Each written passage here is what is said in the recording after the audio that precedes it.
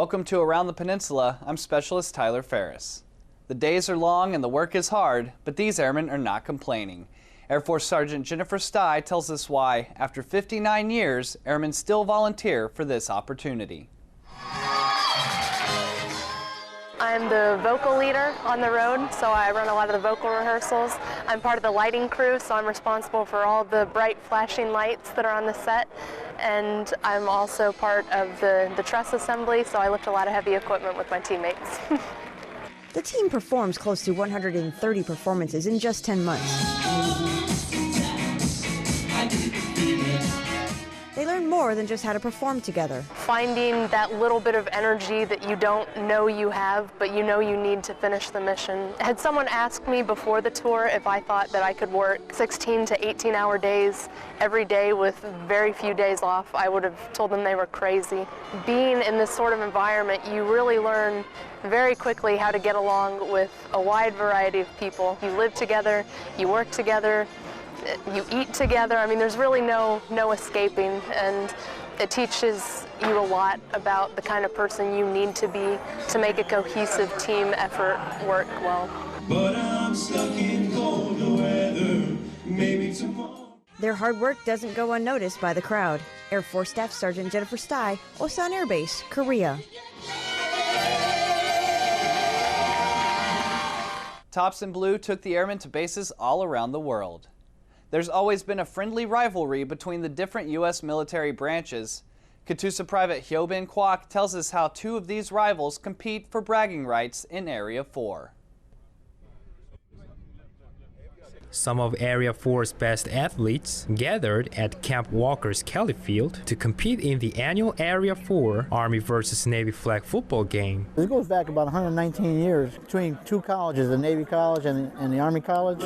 And they play every year in December, usually the first week of December they play in Philadelphia. We do this every November between Chinhae and us. This game builds camaraderie between the U.S. Army and Navy forces in Area 4 through a friendly rivalry. When we have games like this, it helps us remind us of what we have back in the States.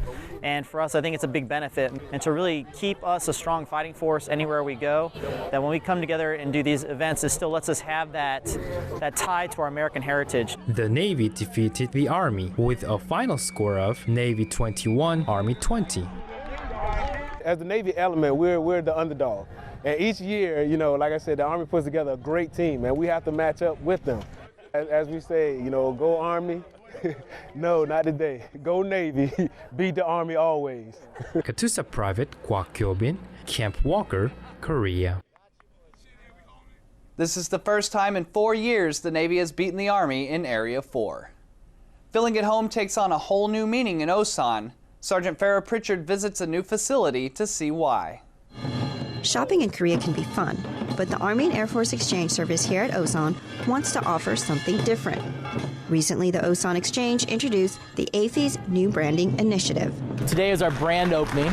We're the first exchange to be branded in all of PAC. We've really revamped the whole exchange to make it the best store in all of PAC and for sure in Korea. So this will be a destination for all the service members here in Korea. The exchange took on a new look and brought in more products. But what exactly is branding? Well, what we've done basically is changed our brand, and it has a great look. And we have it broken down into different areas, lifestyle and home, which are key components of the exchange going forward, and their lifestyles. They're things that we put in place based on the lifestyle that they have. For these Osan airmen, it's more than just an updated look. Of course, the BX is probably mission essential, I would say. I really feel really comfortable here whenever I come to do my shopping. If they said we couldn't have a BX anymore, I would cry. I would probably cry. Because I need my purses, my real purses. Getting the store ready 15 days early and $2 million under budget is just a couple of things that make the Osan Exchange team happy. I feel great about, how our Osan team did, and also I'm very happy about we have a new store like this to improve quality of our customers' life. The Osan Exchange offers something you can't get in the streets of Songtan or the shopping malls in Seoul. The big piece that we offer is a taste of home.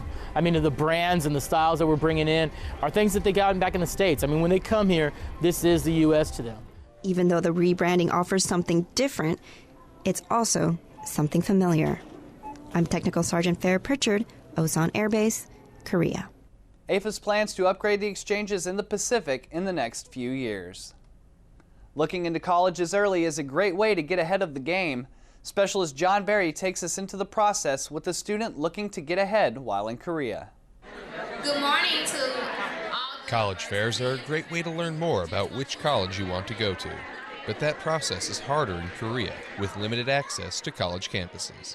I think this event is just great, amazing for everybody here to learn new things, and they could change their minds about the college that they were going to go to, because the college that I did want to go to is really not the college I wanted to go to, so I'm trying to find colleges. Delta Sigma Theta's 5th annual Pathway to College College Fair brought alumni from 67 different colleges to provide information about what those schools offered and how to begin the application process. Well, we felt the need to put this together so that the kids that go to school over here, they don't have the same opportunities as the kids that are in school in the United States.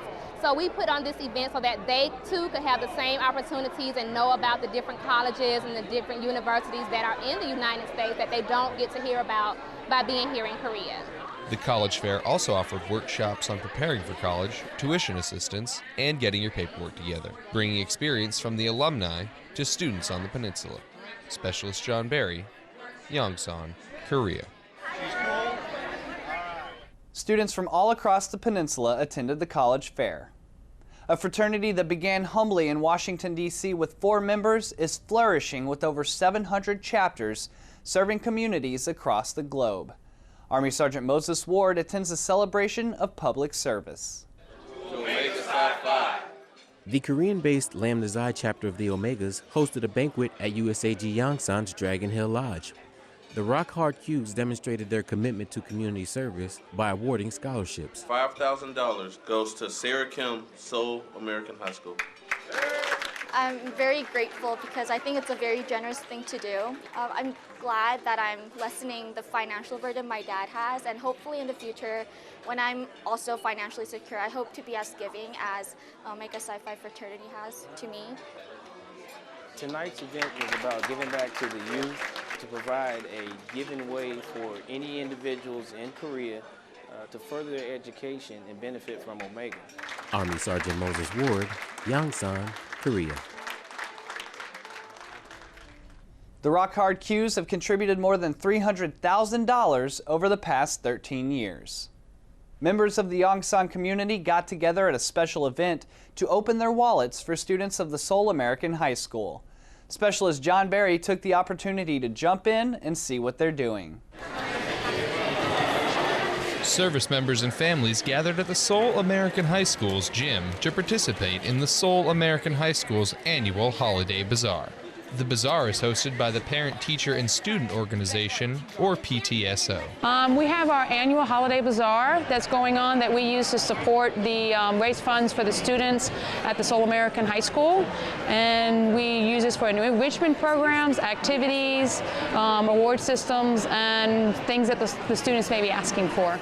PTSO is supporting the students and teachers of the high school by funding various educational, artistic, and athletic enrichment activities. 35 students also volunteered to support the bazaar. Yeah, it's important to me because it's a way for us to get the community to help support the school, but it also brings out the students to be involved in this fundraiser because this is where this money goes back to. It goes back to them. We've had so many students come out and helping us.